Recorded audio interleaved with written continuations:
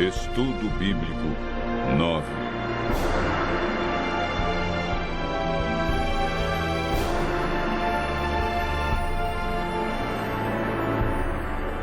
A verdade sobre a morte.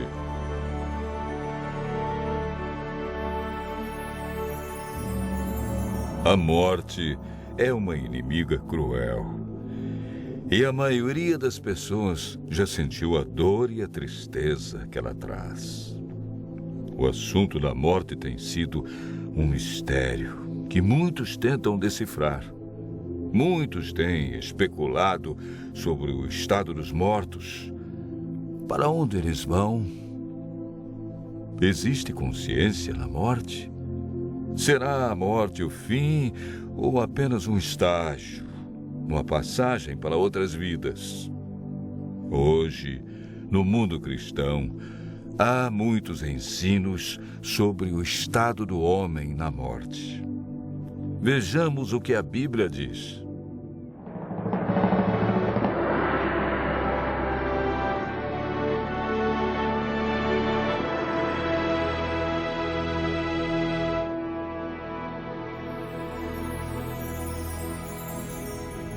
Antes de compreendermos o estado do homem na morte, precisamos entender a origem da vida. O homem é formado por dois ingredientes: pó da terra e fôlego de vida. A união desses dois elementos resulta em vida. Gênesis, capítulo 2, verso 7, declara: Então formou o Senhor Deus ao homem do pó da terra e lhe soprou nas narinas o fôlego de vida, e o homem passou a ser alma vivente. É importante notar que o homem, ao ser criado, não recebeu uma alma, mas se tornou alma vivente. Isto significa que quando falta um desses dois elementos, pó ou fôlego, a alma morre. Ezequiel afirma claramente em seu livro no capítulo 18, verso 4. A alma que pecar, essa morrerá. O ensino da imortalidade da alma não tem fundamento bíblico. Paulo afirma em 1 Timóteo, capítulo 6, versos 15 e 16, que a imortalidade é um atributo exclusivo de Deus. A Bíblia é clara em afirmar em Gênesis capítulo 3, verso 4, que a teoria de vida após a morte é um dos enganos do inimigo de Deus.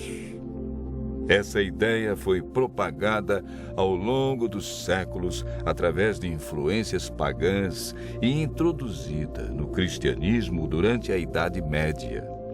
A Igreja absorveu o conceito grego de corpo e espírito como entidades separadas, contradizendo assim o que Deus disse: certamente morrerás. Gênesis capítulo 2, verso 17.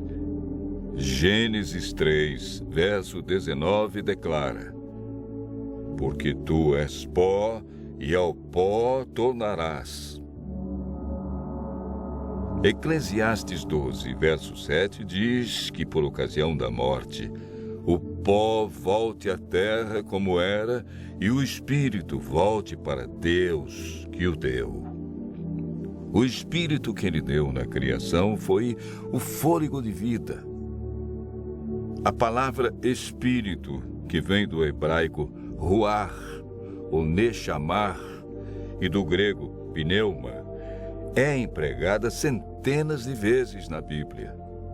Algumas vezes traduzida por fôlego e outras por espírito, podendo ser usadas alternadamente. Portanto, espírito na Bíblia nunca se refere a uma entidade consciente, desencarnada. Pelo contrário, Davi afirma: os mortos não louvam o Senhor, nem os que descem ao silêncio. Salmo 115, verso 17. O homem, ao ser criado, recebeu imortalidade condicional. Para mantê-la, deveria viver em obediência. Gênesis capítulo 2, versos 16 e 17. E o Senhor Deus lhe deu esta ordem: de toda a árvore do jardim comerás livremente, mas da árvore do conhecimento do bem e do mal não comerás, porque no dia em que dela comeres, certamente morrerás. Deus declarou claramente: morrerás. Foi Satanás, através da serpente, quem declarou: é certo que não morrereis. Essa foi a maior mentira do universo que se mantém até os dias de hoje. Adão e Eva conheciam apenas um mundo cheio de vida, e a morte era um mistério. Eva desobedeceu a Deus, comeu do fruto proibido e o deu a Adão. Como resultado, o que Deus disse se cumpriu. A morte, a dor e o sofrimento passaram a existir. Após o pecado, herdamos uma natureza egoísta que não tem prazer em estar na presença de Deus. Lemos em Eclesiastes 9, versos 5 e 6. Os vivos sabem que hão de morrer, mas os mortos não sabem coisa nenhuma, nem tampouco terão eles recompensa, porque a sua memória jaz no esquecimento. Amor, ódio e inveja para eles já pereceram. Para sempre não têm eles parte em coisa alguma do que se faz debaixo do sol. A Bíblia diz que os mortos não sabem coisa alguma, portanto, não podem se comunicar com os seres vivos e nem os vivos com eles. A pessoa, quando morre, permanece na sepultura em um estado de inconsciência. Jesus considerou a morte como um sono. Antes de ressuscitar a Lázaro, afirmou: nosso amigo Lázaro adormeceu, mas vou despertá-lo. Jesus apresenta a solução para a morte em João, capítulo 5, versos 28 e 29.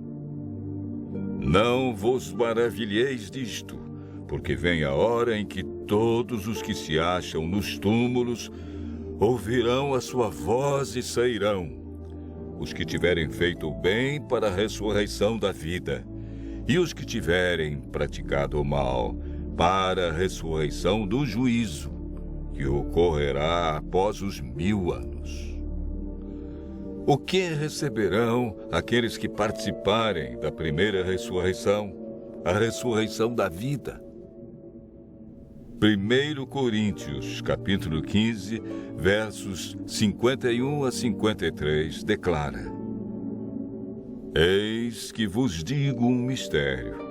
Nem todos dormiremos, mas transformados seremos todos, num momento, num abrir e fechar de olhos, ao ressoar a última trombeta. A trombeta soará, os mortos ressuscitarão incorruptíveis, e nós seremos transformados. Porque é necessário que este corpo corruptível se revista da incorruptibilidade, e que o corpo mortal se revista da imortalidade. Desde que o ser humano pecou, perdeu a imortalidade. Mas por ocasião da segunda vinda de Cristo, os que o aceitarem como Salvador receberão a dádiva da imortalidade conquistada por Jesus na cruz. João afirma, e o testemunho é esse, que Deus nos deu a vida eterna, e esta vida está no seu Filho. Aquele que tem o Filho tem a vida. Aquele que não tem o Filho de Deus não tem a vida. Cristo promete que o vencedor de nenhum modo sofrerá o dano da segunda morte. Aqueles que aceitam a Cristo e a salvação que Ele traz experimentarão a alegria indescritível por ocasião de sua vinda. Desfrutando felicidade plena, passarão toda a eternidade em companheirismo com seu Senhor e Salvador. Continue ouvindo a voz de Deus e seguindo a sua palavra, e desfrute pela fé a esperança da imortalidade.